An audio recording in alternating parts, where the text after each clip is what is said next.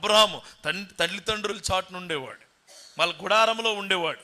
ఉంటూ అబ్రహాం 12వ అధ్యాయం 1వ వచనాల్లో భలే ఉంటుంది మాట. ఏమంటాడంటే, అప్పుడు దేవుడు చాలా స్పష్టంగా చెప్తాడు, అబ్రహాము ఇదిగో నీవు లేచి నీ దేశం నుండి, నీ బంధువుల నుండి, నీ తండ్రి ఇంటి నుండి బయలుదేరి.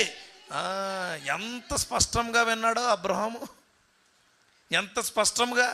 నీకు బోలు సార్లు చెప్పారు కదా మీ అయ్యగారు, ఏమని, అమ్మా తొందరగా రండమ్మా సంఘానికి, అమ్మా తొందరగా వచ్చి ఆరాధన చేయండి అమ్మా, అమ్మా పాటలు పాడండి అమ్మా, అమ్మా ప్రార్థన చేయండి అమ్మా, అమ్మా సహకారిగా ఉండండి అమ్మా, అమ్మా సంఘంలో పనులన్నీ మీరు పంచుకోండి అమ్మా.